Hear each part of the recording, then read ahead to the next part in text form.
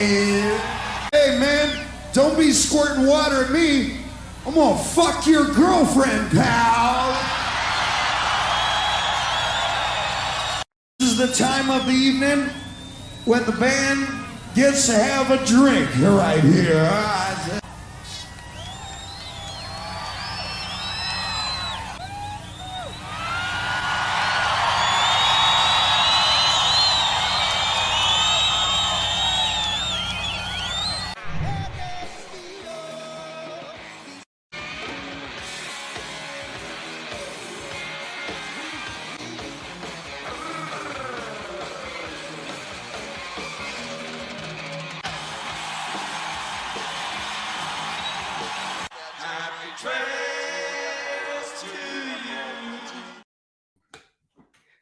Heck Look at yeah. all the fucking people here tonight. Hey man, don't squirt me with that. I'm gonna fuck your girlfriend. I love Dave. He's Yeah, the best, he's- man. He's pretty awesome. I mean, I love Paul Stanley like a dad, but Dave Lee Roth is like Old DRL. number DL, one DLR. fucking entertainer on stage. Yeah, that's such a vital part of a band is Mhm. like you can have someone that's a great vocalist, but it's like, are they a front man though? Right. Or a front woman? And that was always Dave's thing. I mean, we'll get into it. We'll do some housekeeping, but man, like he gets shit for his voice live, like singing. But man, when you're in the crowd, you don't give a fuck what he sounds like. You're just there to party. No. Well, dude, it's so loud. That's the thing, man. Like, that's the beauty of live performances. I never performed live, and I really still want to, but you'd be great at it. I appreciate that. Yeah. I think you would. Oh, well, look who's here. You are. Hello, Mother. Hi, Mom. I told her that we would be going live at 6, so that's cool. I'm sorry for swearing. Oh, it's okay. She listened to me do it all last weekend. fuck. I used to think that my parents swore, and then I became an adult, and then I was like, oh, I swear more than. Yeah. I'm 100% worse than my parents. Yeah, both of them combined, and yes, my dad's pretty bad. My mom's getting better. I think turning into a grandma, she saw her ways of not being such a delinquent. So, hello, Mother. Thanks for joining us. We're going to talk about Van Halen. Speaking of, I'm going to share her Van Halen story on this. Oh, she has a Van Halen story. Yeah, because she saw him live. I don't know what year. I think it was Hagar. It wasn't. Oh. But yeah. Well, see, I always thought Sammy Hagar joined at 1984, but it was 5150. David Lee Roth's last album was 1984. And so, like, dude, a lot of those, like, I don't know much Van Hagar. I mean, I know, like, the big hits or whatever. Yeah. And that's another thing. You know, like, and a lot of the Van Hagar stuff, like, the good songs that I like personally are the ballads. Which is weird. Man. Yeah. Okay, dude. Hey, did you hear that truck? Why don't you chill the fuck out, man? Yeah. Why don't you slow it down? Hey, don't drive by my house, pal. I'm gonna fuck your girlfriend. I'm gonna fuck your girlfriend. What was I gonna say about Van Halen? Oh, yeah. So there's a lot that I don't know of Van Halen, but there's also a lot of Van Halen songs I know, but I didn't realize was Van Halen. So Van you know Halen what I'm saying? Or Van Hagar? Are you still talking about Van Hagar? Well, both. Because there's well, I guess I should say no. I know Van Halen. Any of those songs, I'm like, oh yeah, it's Van Halen. Yeah, Van Hagar. And I made a note of that because we're gonna change the format a little bit today. It's gonna be more of a discussion back and forth. Yes. But I'd already done notes, and I made that note. Like as soon as you hear a Van Halen song on the radio, boom, you know it's Van Halen. Especially the original Van Halen. Yes.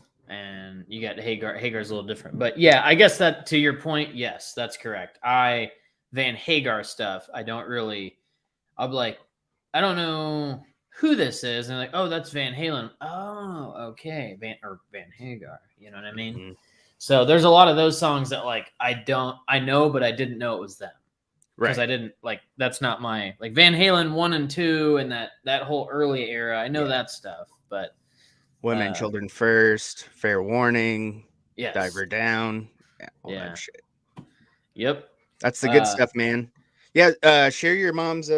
Let's do some house cleaning. We'll get back to Van Halen. Yeah. So, I guess I got the Wikipedia page brought up here, so I'll talk this. Obviously, and like Tommy said, we're doing a little different format here, kind of like if you've been with us a long time, you remember the discussions. This will be more like, I don't know, it'll be more like we're not going to go song by song and compare and do all that, because I feel like it just turns into us reading, and you said it too. It's us reading our notes for an hour and then see ya. That's what it is. We're not even looking at each other. Yeah, it's like, okay, blah, blah, blah, blah, blah. Or you with the notebook. Not to say that, me turn my pages. Not to say those episodes aren't good, because they're all good, but it's just like, go back in the archives. Yeah, go back in the motherfucking archives. So, anyways, Tommy said, let's do Van Halen 1. So we're gonna do Van Halen 1, the first album, the first of the Halen Van series. Came out February 10th, 1978. I asked my mom if she was still watching, and she said yes, and David Lee Roth was better. So there you go. She knows what's up. She knows the drill. But dude, I don't hate Sammy. No, I don't of course even hate not. Van Halen. My Van Halen is David Lee Roth. Yeah, of course. And I got to see him when they came back. And I mean, I know it wasn't Michael Anthony, who I love, but I mean, Wolfie could hold his own, So. He's heavily noted. Yeah. So what else was I gonna say? Yeah, the more subscriber thing is pretty cool, and the Kiss videos are awesome. I ended up sitting there. I was just gonna watch one, ended up watching all 4 of them yesterday, but I like them a lot. I think they're pretty appreciate it. Easy to digest content. Yeah. 5-minute videos. 5-minute videos. Yeah, I do a quick little intro, and then go into a voiceover, and then an outro, and get out of there. Because I know, and I've seen it, because our shorts are pretty good. I mean, our shorts are popular. Yeah. So I know it's hard to digest an hour of shit. And usually, if I'm watching an hour long whatever, I'm just like laying on the couch, or in the recliner or whatever. I'm just vegetable out. Point. Yeah, vegged out. So I know it's hard to digest sometimes, and especially when we go live. I don't expect a lot of people to actually see it live because we go on at weird times. It's dinner time or right after dinner. So California's not even off work yet. Right? Yeah. If you're on Sal time, I mean, what's up, Muda? You damned maniacs. You damned maniacs. What up? Here's my Hetfield picks too. I bought Hetfield picks. Oh, nice. I went to a guitar, and they sold 9-volt batteries by the single, which was cool. But it was this guitar store in Bentonville, and I was like, I'm gonna get some picks, and there's a battery, and it ended up being like $25, and I was like, so I paid $5 more per set of 9-volt in a dime bag. A 9-volt in a dime bag. Fuck yeah, man. Fuck yeah, brother. Don't buy Daryl. But yeah. Anyways, I guess let's fucking get into it. Are you ready? Man. I wanted to hear your mom's Van Halen story. Oh, yeah. So she was actually just telling me, because I told her we were going to do this episode, but she saw Van Halen with a friend. I don't know where it would have been. She could tell me. Probably Little Rock or Kansas City. But as you almost knocked your mic over. Yeah. She was like up front, and Eddie was right there on stage, and she was like, like yelled or something, and he like looked at her and was like, and then just kept jamming. So that's the whole story, but it's cool. Like, and then, they had that moment. They had a moment. They had an eye contact moment. It's pretty sweet. Eddie would forever remember that, Yeah. So. I mean, if he was still with us, he'd be here. She says Little Rock. Oh, did she say Little Rock? Okay. Yeah. At the I guess that'd be the Altel Arena back then. Hell, it was probably something else before Altel. It was Barton Coliseum. Okay, yeah, that's probably what it was. But yeah, they had a moment. So, and she didn't remember what year it was.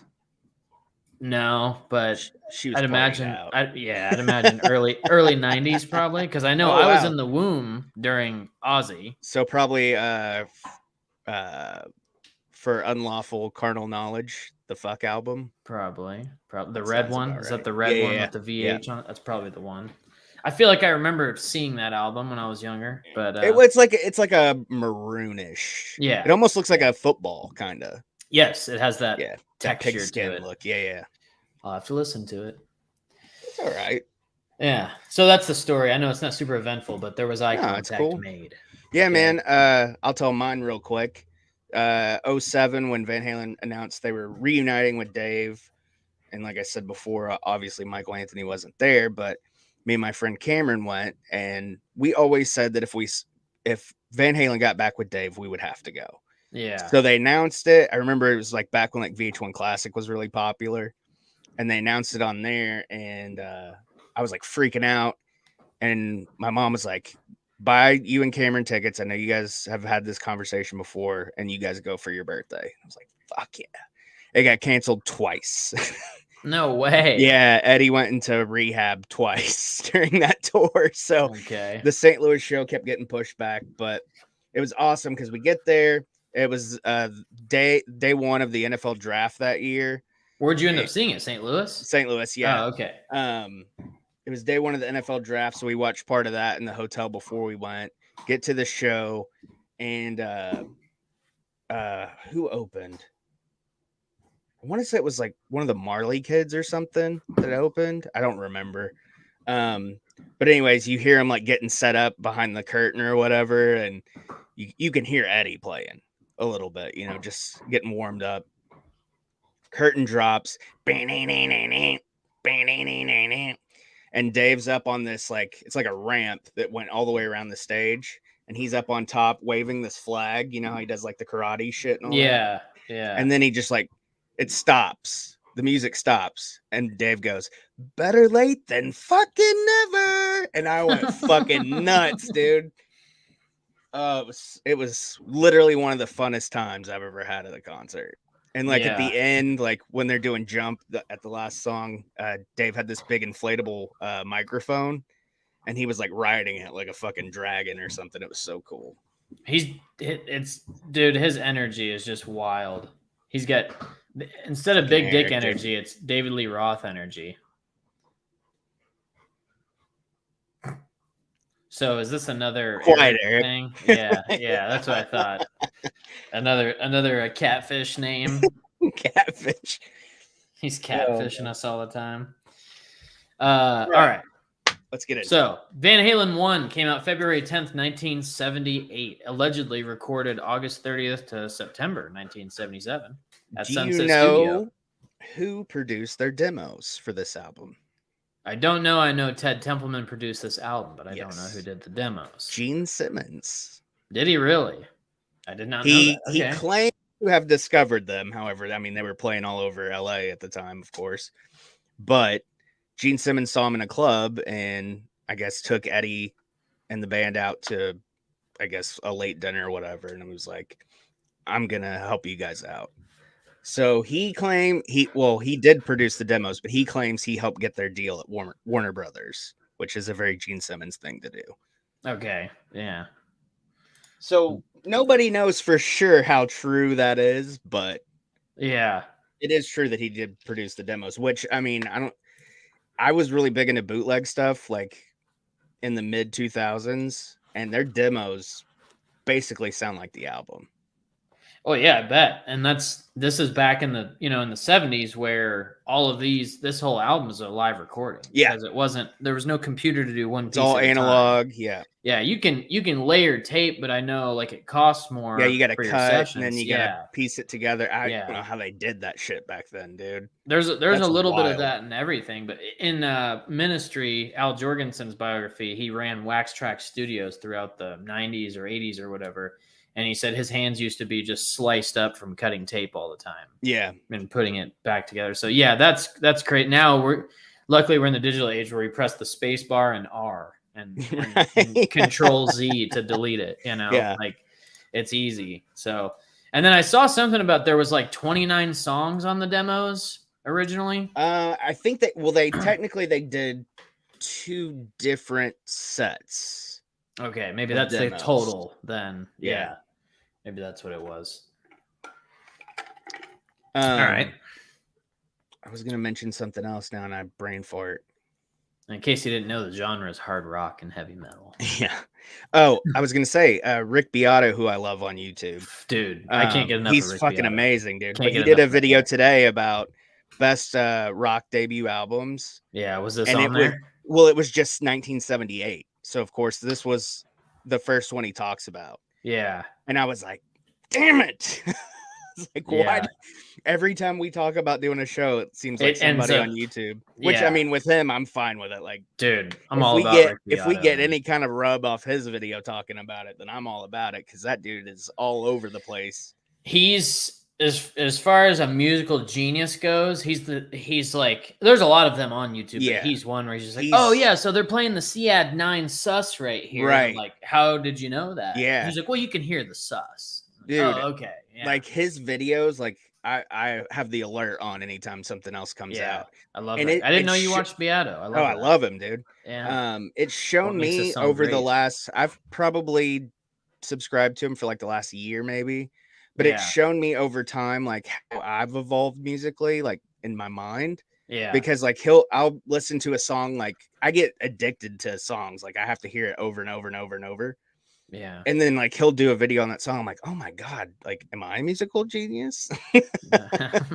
But like this past Saturday, he did a Billy Joel song and he was like, I've never talked about Billy Joel. And I was like, I just went through like a 6-month Billy Joel like fucking cram session. So whatever you listen to, he's about to do. Yeah, he did the Eurythmics the Saturday before. I saw the new song or whatever. Yeah, I was like, wasn't that it? It's a new song. No. This one, the one he did was an older one. I don't know. Okay. He might have did a like second video or whatever. Yeah, it was the Perfect Song video series. And then the new, was it a while back? He did a Depeche Mode Mode song that was maybe that's what it was. Yeah. That's the one I'm thinking of. Yeah. But he's awesome. And I've learned so much from him. Yeah. About music.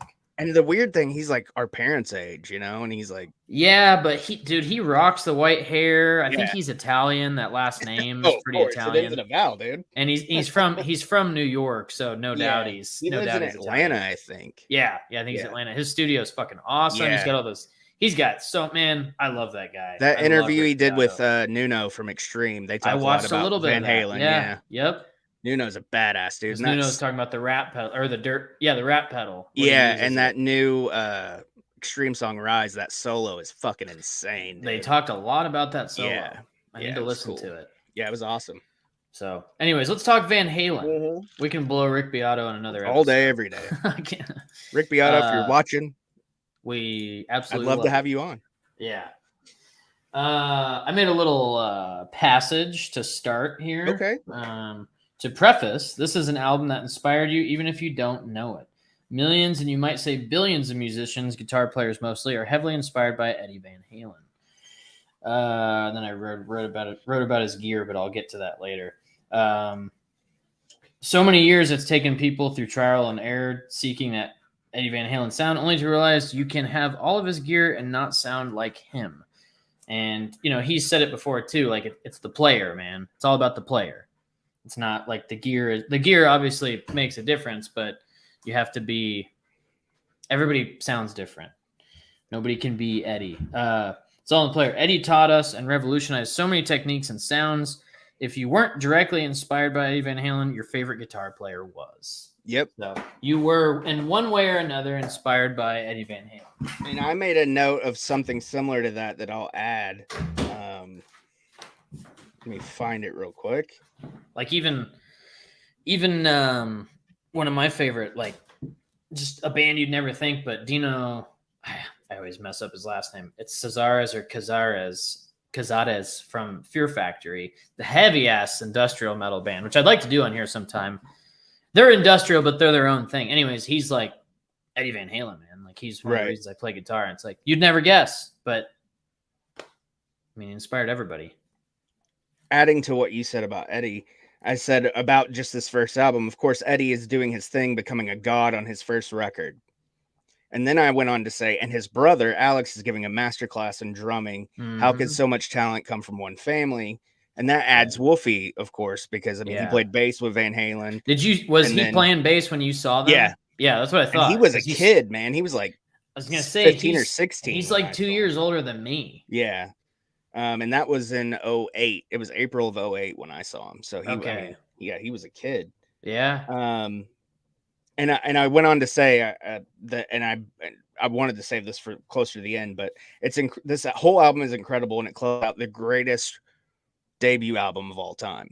And I said, not just rock, I would put any album up against it. Whitney Houston, I mean, anybody. And Whitney's first record was great. Mariah Carey's first album. I mean, any pop or rock like debut album. I think this just takes it. I don't know of really many off the top of my head that would be as like I said, revolutionary as this one. Like this was they changed the game. They changed the game, and like guitar and it's obviously everybody talks about Van Halen, but Michael Anthony, like the bass, Alex on drums, and then you got one of the greatest frontmen ever, and David Lee Roth, and then of course Eddie, which we can talk about all day. Right. But I noticed what's Nuno kept calling him Edward. Yeah. Well, I mean, I think most people called him. Do they Edward. call him Edward? Yeah. I didn't know that. I think he actually preferred Edward. Really? Yeah. Edward Van Halen. And he's Dutch. I always forget that. Yeah, too, yeah. From the Netherlands. And I made another note on I believe it was Eruption. I made the note and I said, this shit right here is like rock Beethoven. Because that's how I always saw Eddie, is like he's a classical musician. He just plays an electric guitar, you know? Yeah, wasn't it? What did he say? Why he got off piano and started playing guitar? There was a reason that because guitar gets you laid, something like that. Oh, it was. That sounds more like a Dave line to me. That sounds like a Dave line. Yeah, probably Eddie too. But when he was in Amsterdam, there wasn't a lot of rock scene, and then he came to the States, and that's when he was like, "I got to play guitar, man." Yeah. But I don't remember if Eddie is like classically trained, like music theory. I would say probably to some extent. Everybody is to some degree. Yeah. But I don't know like if he was like because piano is very music theory driven. Like you kind of have to know. Well, and I mean, you can translate piano very easily to guitar. Very much so. Because I mean, the chords are the same. It's just, obviously you're sitting down at the piano is different than, playing a guitar, but the chords are still the same. It's still, I mean, all music, the chords are the same. It's just how you can innovate different things and how you position your fingers and stuff. Yeah. There's probably 3 or 4 ways you could probably play a G chord. Yeah. Yeah. Oh yeah. There's more. Yeah, of course. There's more. And then you throw in bar chords and yeah, man. There's so many, like, what is it? There's 12 notes in music. Let's see, A sharp, B, C, C sharp, D, D sharp, E, F, F sharp, G, G sharp. Yeah, that's 12 notes in music. I was trying to make sure I had that right, but then you add in all the sus chords like you were talking about before. Sus and minor, major, diminished. Like there's so many that add, and then the add nines and add sevens. Like I don't know to that Shit's extent. Wild, dude. Yeah, and it's people like Beato who can be like, oh yeah, the reason why that's what I love about like music, and that's why I'm trying to study it a little more, is like what makes this work. Yeah, that's what makes you feel this way, what makes you feel that way. And like this whole album is full of it. Most of it just makes you feel like you got a boner or whatever. Like you want to have sex. I made that. It's very sex related. Let me read you what I wrote here. Hard nips or whatever. I know I know which song it was. It was on Feel Your Love Tonight. Yeah. The perfect Tommy song. Innuendo, raging. Rock and roll is indeed just another term for fucking, and Van Halen is the ultimate party band, and they prove it again for the 8th time on this 8th track. Yeah. There was another one though, and I can't remember where it was. Let me find it. Oh, it was on Jamie's Crying. I wrote, you hear that on the radio even today. You aren't changing the station. You say, Van Halen. You turn to the one you love and say, let's fuck. Yeah. I mean, that's that fucking drum fill at the beginning of that. Yeah. So great. And you know it. And I just love that bass line. Do. Like the bass is very blue, and that's another reason why I wanted to change format too, because I don't know how many times I'm gonna say bluesy, because this is back in the day where everything was bluesy, because everything's coming off mix, of the blues, dude. And I wrote several times swing and jazz, because Alex, there's a lot the way of that, he plays, it's so swingy, even on Hot for Teacher later on. I mean, it's such a swing drum beat. Yeah. And like I made a note in here. My first note was, one of them was Michael and Alex just staying in the pocket and keeping that time. Michael and Alex are so fucking, the whole band is tight, but they're so fucking tight. Yep. and the recording. And again, this is all recorded. This is a live recording, you know? Yeah. It's where, like, if you soloed the guitar or the bass drum, you would hear David Lee Roth in the background, or you'd hear Eddie in the background, or Right. like, you know, from picking up that sound. But I love listening to soloed tracks from way back in the day. Well, to add on to that, I mean, Eddie, you know, you throw him into the rhythm section because he's doing everything on guitar. Yes, you know? so he's playing rhythm, he's playing lead, and but he's tapping. You know, he's keeping that beat even with the rhythm section the whole time. It's just, I mean, that shit doesn't work like that in music. No. And I anybody who can think of a better debut album than that, like, bring it to me because I want to hear it. I mean, I'm sure, you know, I'm sure there's some, but like from like track from the album start to the album end, like there's not a bad song on this album. There's not one of them that I'm like, every single song on there. I mean, even before satellite radio, there's not one song on there that at some point in my life I didn't hear on the radio. Yeah, the whole record is like, you could, and I mean, they weren't like Billboard chart topping hits or anything, but I mean, fuck. I mean, show me a weak point in this album. I mean, really even like Little Dreamer, I went on to say on my notes on that, you know, that was a song that I was looking forward to when I saw him. Yeah. It's a little slower, but just I knew Little Dreamer would be your song too. I fucking love that song. Because it's kind of ballady. Yeah, and then the end of Little Dreamer.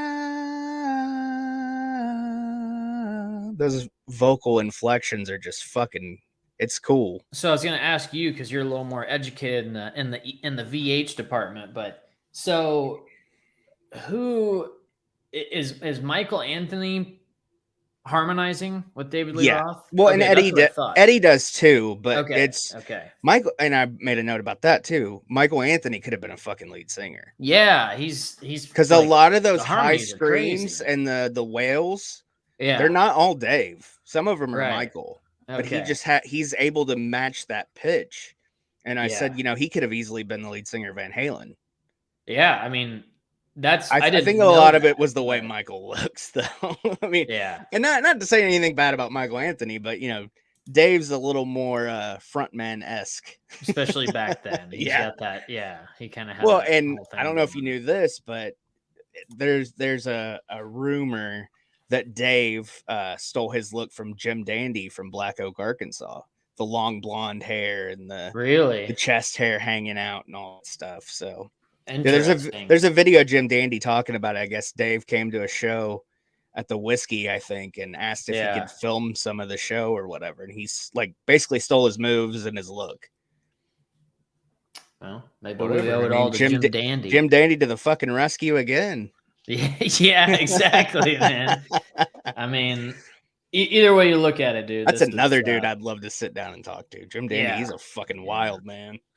Just to hear, just be like, here, I'm gonna just put a microphone in front of you and you just tell me stories, okay? Just here's an hour of your time, just tell me stories. Yeah. But yeah, like we kind of went into this with like highlights of the album, low points of the album. Under low points, I don't have any. There's no I don't have one song on here that I skip. No, I actually Saturday night I skipped You Really Got Me because I've heard it too many times. It's my favorite cover song ever. It's a great song. I did listen to it 2 or 3 times, but on my like 4th or 5th listen to the record, I was like, I'll just skip it. I played it on Guitar Hero back in the day so many times, and I've heard it a lot. A lot of songs, my favorite parts are the breakdowns. Oh yeah, and man. You Really Got Me is one of them. That. Yep. And Dave's doing the little. I just love the lead in to just the kind of silent like Eddie, the sound, like his little fucking nuances on guitar, man. Like Atomic Punk, I love that song. And he's just rubbing the strings by the pickups. And like I made a note of that on my notes. Like you didn't hear that before that song. No. Nobody was doing that shit. Innovative, man. That's one of the biggest things about him. And like back then, I wanted to talk about his gear a little bit because before the 5150, which I desperately want one, on this record he used a Marshall 1967 to 68 Marshall 1959 Super Lead, but he had a bunch of mods on it. and he used the MXR phaser, flanger, 6-band EQ, and some That he was echoes. probably in a lab, like piecing all this shit together, anyways. Yeah, but it's what was it? So Ain't Talking About Love was that was the first one I think I learned on guitar from Eddie. Well, you really got me because it's easy, but Right. that's a cover. Well, because you really got me basically at this point. It's a American standard. Yeah, it is. Ain't Talking About Love, though, I kind of forgot how you hear that little bit of the flanger kick in when he's and then when it goes to bow, you can really hear the of the flange, and just all those little things, man. The echo, everything he had set up was just new at that point. It was new, man. Like I want this again in the modern day, but the problem is we've got so many years of music that like there are those things that are new and innovative now, but everything's been done to a certain extent, and it'll be like that forever. It's just like movies. That's like, but like with music, it's funny to me how like when you hear about a lawsuit with songs, and like I think the most recent one was the Ed Sheeran one or whatever. I saw that, and I guess he actually like pulled out an acoustic guitar and played it. Yeah, which is wild. I'm not a fan of his, but I'm not saying he's not talented. Whatever. Yeah, but like chord progressions and stuff, and you can only do so much with music in general. I mean, and like I said, there's 12 notes. Everything's been done before already. Yeah, everything was done in the classical music, man. And if you ever want inspiration, I like listening to that too. I like going back and listening to Bach and Beethoven because that music was. Dude, I listen to opera sometimes. Yeah, I mean, it's classical music is just, I don't know. It's like beyond a piece of art at this point. Yeah. Like it's something to fucking behold, man. Like you have to respect it. And if you don't listen to music because you suck. If you don't like classical music, man, everything's based off of that. Well, that's like that conversation we had a few episodes ago where I was talking about how I would sit there and like, explain to Amanda about like, this song, listen to this part. And she's like, why are you like so like anal about everything? Anal. Because it's those. And I'm like, things. It's just like little nuances that you pick up and and you're like, holy shit. And it just makes you feel a different way when you really listen to it. And that's the problem with and nothing against my wife. She loves music and she listens to everything, but it's like, some things don't have that. They don't have those I just can't explain it even. Yeah, I know what you're saying. There's some things that just like, man, there could be a part in the song where the rhythm and the lead hit one note together that just, it hits this vibe that like hits my whole body. And I'm like, oh my God, I love that. And I got to go back and hear it. And I can listen to the whole song over and over again. I do too, and I meant to bring it in here with me, and I forgot because I was going to show it. She does have the first Van Halen on vinyl. That's yours now, Levi. That is mine. Yeah, she does. I need to go through that vinyl collection because she also has the Skinnered one, like when they got rid of the flames or whatever because of the plane crash. There's some kind of controversy. Yeah. Like I think the original pressing had flames, and then they repressed it afterwards after and the it crash. Doesn't have the flames. Yeah. But I think they brought the flames back. Because I looked this up a while back. Somebody probably screamed about it, but I want to hear that on vinyl. The first Van Halen on vinyl. It's amazing. Let's do it on Saturday, and what I was saying. You said you have it. Yeah. And I was listening because I got the Dave Edelman Smile on Saturday in the mail. I finally got that one off eBay. Oh, that David Lee Roth. Yeah. And then so I listened to that, and I was like, I guess I'm listening to Van Halen tonight. You sent me a picture of that, right? Yeah. Yeah. I think I sent you a video, maybe. I know. I just think I sent you the picture. Oh, she says she has the one with the flames. Yes. Okay. She has the one with the flames. So she has like the original pressing. Yep. But yeah, like even like 84 Van Halen, that cover of the baby smoking the cigarette, the baby angel smoking the cigarette. Little Tommy gets so fucking cracked up every time I listen to that because I always put the cover of what I'm listening to on the. You have to. Yeah. That's a must. Yeah. But the back cover of Van Halen with Dave doing like the back bend, I always thought was really cool. Okay. On this one? Yeah, on the first one. Okay. Okay. Because the front cover is just like 4 different scenes of each one of them, like Eddie, Dave, Alex, and Michael. Yeah. Okay. What's the song on here that they end it with like a little acapella? Oh, the do do dop dooby doo wah. Yeah, which one was that? Shooby doo wah.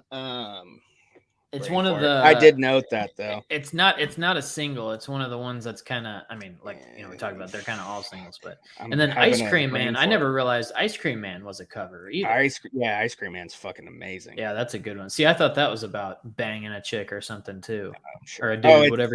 I'm the one we were singing before we went live. Yeah, I said. Then the breakdown. Ba ba da shooby doo. Yeah, that's right. That's when ba ba da shooby doo. And I said rock bands weren't doing that shit in 1978. Nope. That's another little bit of that jazz swing stuff, and a lot of. I mean, obviously Alex had a lot of that in his drumming, but I mean that's what Dave grew up listening to. Yeah. Because he even into his solo career when he left. Jesus Christ! When he left, I mean. He does California Girl cover. He does I ain't got nobody, just a gigolo. Like what fucking rock singer was singing just a gigolo other than Lee Roth? Yeah. That's noted on here. Like on the highlights I have fucking DJ Scat Cat, David Lee Roth's energy is just through the fucking roof, man. Like you gotta turn him down. Like if you're recording him, he's clipping. You have to turn him down because he's just fucking full of energy, man. Come on, Dave. Give me a break. What is the 2012 album like? That last one they did. Did you ever listen to that? Different Kind of Truth? Yeah. Is it okay? A lot of it's unused demos from the 70s. Ah, gotcha. And they just reworked everything. The single Tattoo, I got really into. And I still listen to it a lot. You got really into that track because it's probably got one of those things in it where you're just like, oh, this part, you got to hear it, and, man. I mean, a lot of people just didn't really get into it. And I was like, I fucking love this song. Yes. And it was like, because that came out right after me and Amanda got together. So I bought the track like when they released the single on iTunes. So I'd always listen to it in the car and stuff. And she's like, oh my God, this song again. I'm like, it's fucking awesome. It's classic Van Halen. It's just, in the 2010s. Yeah. But yeah, the video for that, it's like black and white. It's pretty cool. It's like they're like, I guess it's like a stage production kind of thing. But yeah, no, it's good. I mean, it's for what it is, it's Van Halen from the 70s in the 2012 or 10s. Do you know, I'm assuming every one of these songs has probably been played live, yeah. From the first record? On this record. Oh, absolutely. Yeah. Okay. Even Ice Cream Man. Oh, yeah. When I saw him, Dave did Ice Cream Man. Okay. Yeah. On Fire is a really cool song too. Yeah, that Ice Cream Man's was kind of like their break song. The rest of the band would go and Dave would like tell like a 9-minute story. He told a story about basically how being in your friend's basement or whatever, and you're rolling a joint on a record cover and the black light posters, not like all shit that he knows. All David Lee Roth tells a story that's more David Lee Roth than David Lee Roth. Like it's so David Lee Roth. And we're like, yeah, we've all done that. So like the crowd's going crazy, and then he finally gets down into it and he plays acoustic, and I mean it's not terrible his playing, but then the breakdown and the band kicks in, and then And that's an awesome song. On Fire is a fucking excellent closer. Yeah, I was gonna say that's an amazing album closer. Yeah. Like it goes down for me as one of the best. Well, like and because you've got On Fire, before that you've got Ice Cream Man, which starts slow but then really revs it up, and then before that you've got Little Dreamer. So you're like they slow it down, a good pace, and then progressive build it up.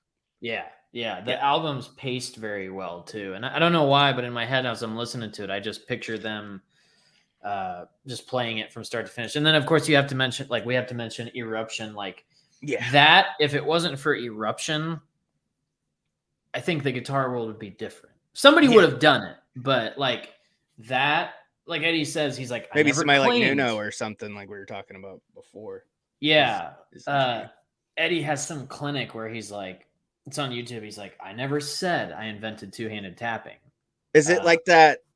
Is it the video where he's like, there's couches and he's standing up and there's like that blue background? Yeah, I think that's the one. Okay, and he's playing one of his. Yeah. God, this chair. Squeaky. But I mean that, like Wow. Like it's like you can almost go through that whole thing in your head. Now when he plays Eruption live, does he play that, or does he also add a little flair to it? It's a little pepped up. Like he'll kind of get a little wacky in the beginning, yeah, but then towards the end he goes to like it sounds just like well, I should say sounded. May you rest in peace.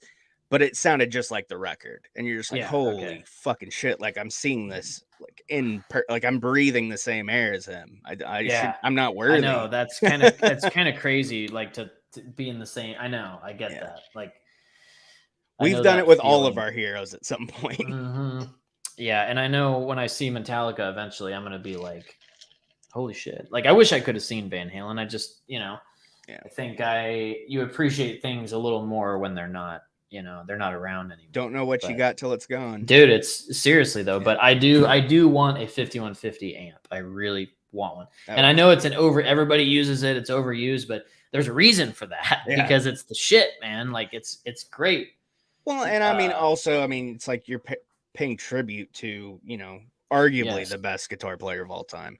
And I did note, I said if he's not the best, he did something for guitar that nobody else ever did. Oh, big time. Yeah. There's no you can't if somebody wants to argue that, feel free, but you can lose that argument. I loved Jimi Hendrix. That was probably Jimmy. Other than Kiss, Jimi Hendrix was what really got me into. He really got me.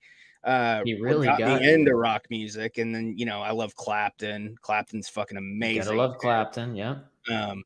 I'd love to see. That's one of his inspirations, Eddie Van Halen. He said it was Cream and something else was the first ones he discovered when he came to the States. And he was like, this is, that's part of the reason he picked it up. But dude, Clap. You got all those guys you can lump into it. And you even throw in, you can even throw in your 90s guys, like Cobain being a not like just knowing the sound of music. That's it's well documented that like he didn't know shit about theory, but he just knew like the sounds, like what worked. Yeah, so and he wasn't like a fucking like shredder or anything like that. He wasn't like a great guitar player, but for what he did and in that band, sure, And I've went on record several times of saying that Nirvana didn't ever really do anything. Yeah. It never really did anything for me. Like, I love Dave Grohl. I love Foo Fighters, but speaking of, my coworker called me this morning and said he saw Dave Grohl in a Come and Go. They're playing tomorrow at the Amp, Foo Fighters. Oh, yeah. And he was like, he said he was standing there next to him and he was looking at him and he didn't talk to him, but he was looking at him. He's like, why is he so familiar? And he ended up leaving in some decked out expedition. And he's like, that's fucking Dave Grohl. And they have tickets to it tomorrow night. Oh, nice. So he called the guy at the Amp and was like, hey man, are they here? And he's like, yeah, they're already here. I guess there's like a secret hotel room that celebrities stay in. That's like, keeps you kind of private, but I was like, was he about 6 foot, long hair, had a goatee beard thing going on? He's like, yeah. And he said something about his hoodie or long sleeves was hiding the tattoos. I'm like, I'm pretty sure Dave Grohl doesn't have tattoos. I'm trying to remember. He does either.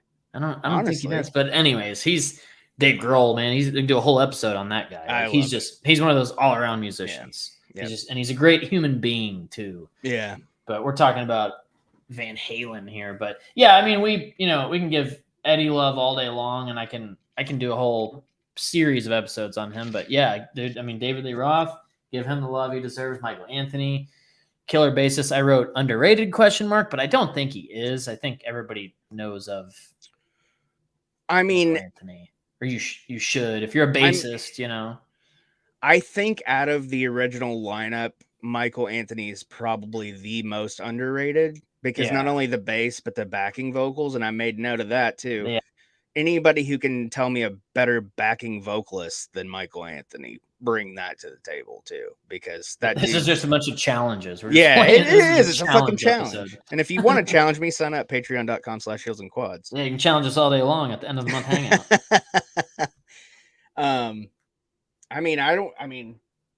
I'll scan through my notes again, see if there's anything else that's. I mean, the fucking harmonies on this album alone, just amazing.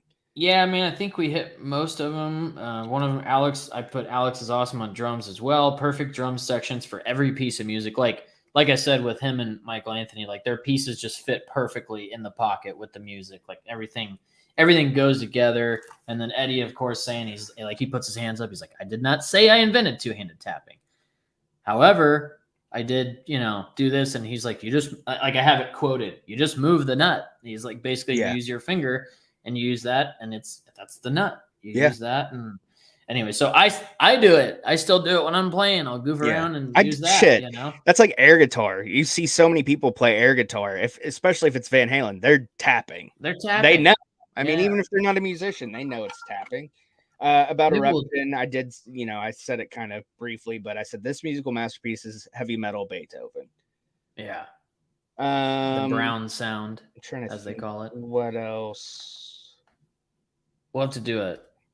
I know Jimi Hendrix's name was mentioned. I want everybody to know there was no shade thrown at Jimi. No. We could do a whole episode on that as well. We mentioned Clapton. Yeah. Prince. I mean, nobody really knew how good of a guitar player was until he died. And then the fucking Rock and Roll Hall of Fame video went through the roof, which I was saying that while he was still alive. That video was amazing.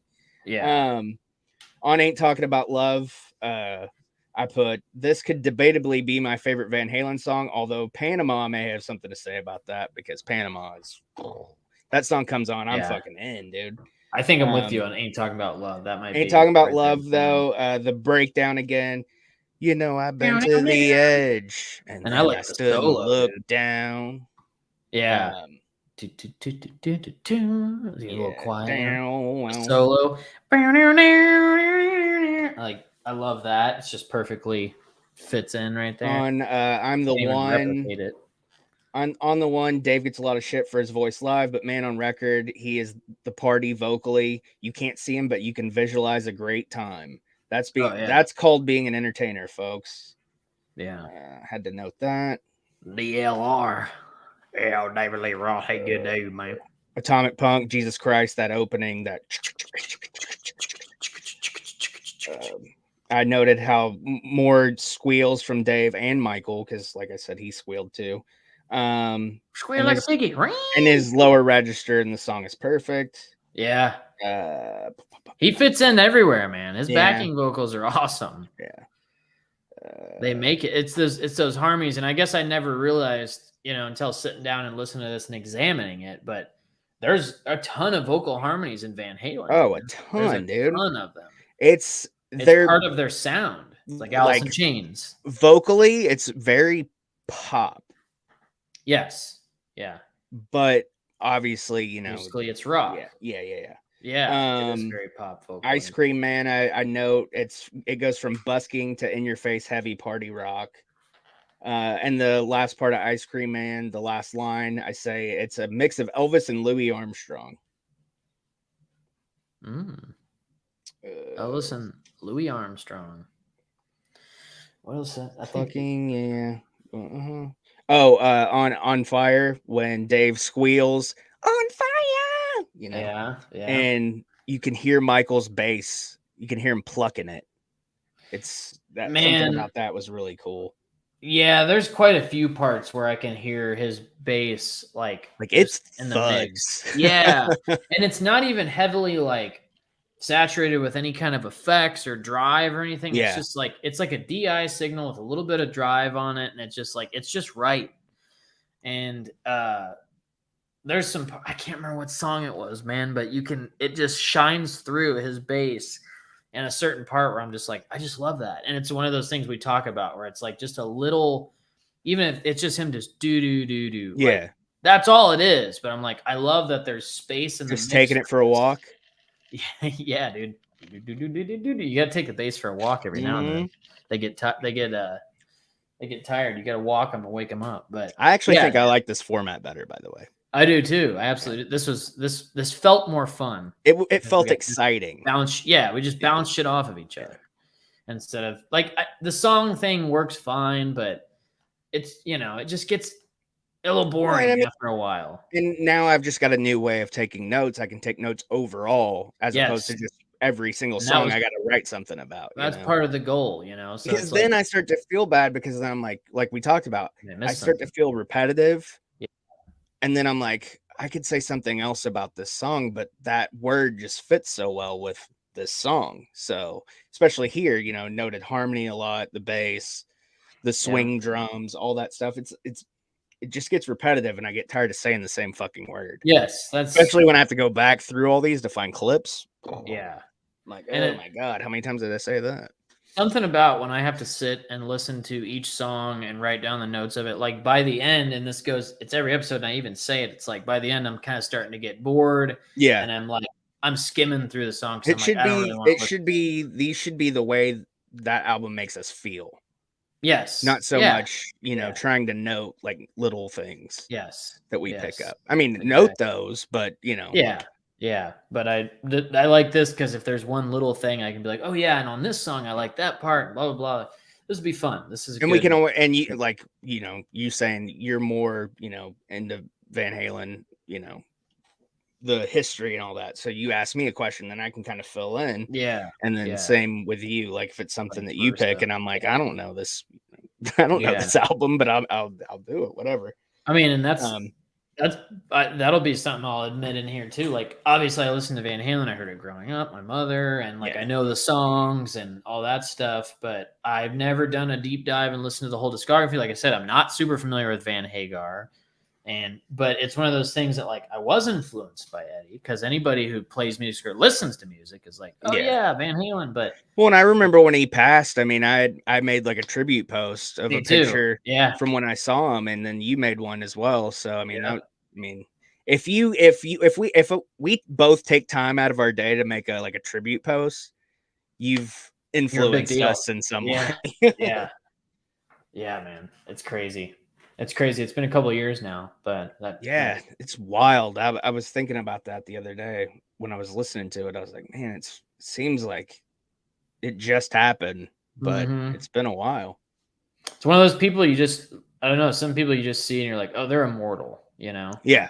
He's a guitar god, so he's just, now he is in charge of all the guitarists. Well, and in that Nuno interview we were talking about, he was talking about when he was recording that new Extreme album, and Eddie showed up to the house because Gary Cherone, who's the lead singer of Extreme, was the third Van Halen singer on the Van Halen 3 album that nobody really liked. But he came over. What? What's his name? Gary Cherone. And he's on Van Halen 3. Yeah. It came out in 98, I think. Yeah. I saw it. I saw the date earlier, but yeah, and it's Gary Cherone from Extreme. And so he came over to hang out with them for a little bit because he wanted to hear what they were doing. And Nuno was recording that Rise solo, and he's like, well, I don't like, he was just like, he didn't want to play it for Eddie, you know? Yeah, he talks about that. He's like, I don't know, it's not gonna. And I guess right before Eddie left, like he said, hey, just so you know, we're getting the original 4 back together. We're going out the way we came in. And then he died not too long after. Yeah. So there were plans at one point to have Michael back, and I would have done pretty much anything to be front row for that. Yeah. What was it Nuno said too about Eddie messing with him? And he said, none of that. Oh, fuck. It was something Nuno said in an interview for Guitar World or something. And he had heard it, and he's like, none of that bullshit or whatever. Yeah. And he was messing with him, but he it fucking freaked Nuno out or whatever. He's a cool dude, man. Yeah. Eddie was a fun interview, man. Yeah, it was. I didn't listen to all of it, but I watched a good portion of it. Yeah. Let's see what else. I think that's about it, man. Yeah, I mean, we can take it home. We hit an hour, so we're good to go. Yeah, we'll take her home, man. We did our time. We can do more Van Halen. Yeah, we can absolutely do more Van Halen. And I do want to mention, I am gonna, after I finish my Kiss series of ranking the studio albums, I am gonna do Van Halen as well. Okay, cool. I want to do Van Halen. Probably gonna do Bon Jovi at some point. John Bovey. Jovi. Might do Motley Crue as well. But I want to try to I don't want to do anything that we're gonna do on here, because then that kind of gives it away. Because the Kiss stuff, most people already know what my favorite Kiss album is. So yeah. and I was gonna do the same thing with Maiden, which I'm looking forward to that. And I mean, I mentioned to Levi, I was like, hey, yesterday we were texting. I was like, hey, I think it would be cool if you did Maiden, kind of similar to what I'm doing with the Kiss stuff. So I don't know if you're going to use that exact format, but I think so. That's it's kind of easy peasy, man. Yeah, plus it's kind of fun doing voiceovers. I feel like I'm like on a cartoon or something. Yeah, it is cool. What do you do? You record it on your computer and then just put the file over the picture or whatever? Yep. Yeah. I was on Mojave, which is the your software edit. Mojave. My software edit. I just kind of like guesstimate how long the voiceover is gonna be, which is typically like 2 minutes, 2.5 minutes, something like that. And then it has a voiceover mode, so I click that, and then it's just like that way. The voiceover mode does a better job of like any background canceling noise. Background noise. Yeah. So like if the cat comes in here, you can dog's like scratching the door and all that shit. Yeah, it makes it a little easier to cut. I listened to a couple of the lesser favorite Maiden albums today just to see which one would be at the bottom of my list, and it's actually kind of hard to pick the bottom one because that was hard for me. There's 2 or 3 of them that I'm like, these are kind of interchangeable for me personally. I did it based on basically how I feel right now. Yeah. And that's tough because you could switch. But I know you've always mentioned that the solo one was one of the Peter Criss one. Oh, yeah. Peter Criss? Yeah. That was like the least best. It's the least best, but it's not bad. Like it's just a different sound. It's not a Kiss sound. That's what the Maiden ones are to me. They're the least best. They're not. And I made sure to make note on all of them. Like, hey, I like this. I don't like this. I do like this though. And even say like it's not a bad record. It has to fall somewhere, and this is where it lands. Yeah. And in 2 years, I could feel totally different about it because I can find something and be like, oh, maybe I'd like this a little better than. And I've kind of noticed that as I went through them, I'm like, oh, maybe this is higher. Yeah. I think that's about it as far as covering Van Halen. Yeah, I've actually got to work on because I'm trying to put one out every day, so I got to work on. You gotta do that tonight. Yeah. So after listening to this, if for whatever reason you've never heard Van Halen 1 in full, go for it. Listen to it. No matter what kind of music you like. I think it fits any style. Yeah. Plus you get to kind of hear the roots of like a lot of things. Could be your favorite artist, could be inspired by any of those guys. David Lee Roth being a front man probably inspired a lot of people you wouldn't expect. The bass, inspired the drums, the guitar. So want to be a singer, He's, Alex, Michael, Eddie, David, like all of them are just that's Hall of Fame, like beyond Hall of Fame, you know. So I can't tell you how many times I've walked into a room and said, "Look at all the fucking people here tonight." I say it when we're just here, it's just me and her, Yeah. So, anyways, I'm gonna pick it up on vinyl now, probably at some point. Just take your mom's. My mom's, I'll get it from my mom or whatever. But thanks to all of our. You can get the remastered vinyls at Walmart. They have a ton of them. Okay. Every Walmart has. That's what I listened to. At least 2 copies of each. Was the remat? Yeah. Okay. The remat. Well, and it's one of those that like you can press it forever. It's always gonna get bought. Yeah. I think they're gonna start doing the Sammy Hagar ones now. You gotta check on your ribs, I think. Yeah, that's just the. I mean, I'm braising them, so it's like they can go. What are you doing? Braising those ribs? Well, I sear and then braise. Yeah. Thanks for all our Patreons at patreon.com/heels and quads. We got Eric the Great Muda, Sweet Baby James, Dan, Tim, Lori, Amanda, Rob, Kenny, and Sal. Yeah. Add your name to that list. Patreon.com/heels and quads. I think this week I'm gonna do I did started Name That Tune last week. We did we did a ballad edition, which ended up it kind of progressed because it got pretty serious. They were really competitive. That's the word I'm looking for. Got really competitive. Eric won the first round, beat Derek 10-9 on that. So I think yeah. I went to 10. Pretty dictionary. He's very dude. There were some that he got. I was like, and because I do it at like different spots. So you might get an introduction, you might get a guitar solo. You can do any part of the song. Any spot. Yeah. and I only played 3 seconds. So I'm gonna up it to 5. I'm gonna do that. I think we're gonna end up doing it Friday. So I'm gonna do it Friday because baseball season for the kids ends Thursday, and then Amanda works all weekend. So I'm gonna do it Friday before we do Riding the Pine. All right. Yeah. On that note, yeah, sign up for Patreon. Be a part of all that. Patreon.com/heels-and-quads. We got prowrestlingtees.com/heels-and-quads. Pick up some of the merch there. Collar and elbow brand. Coupon code heels-and-quads 10%. Go Green Hemp. Same coupon code heels-and-quads 15%.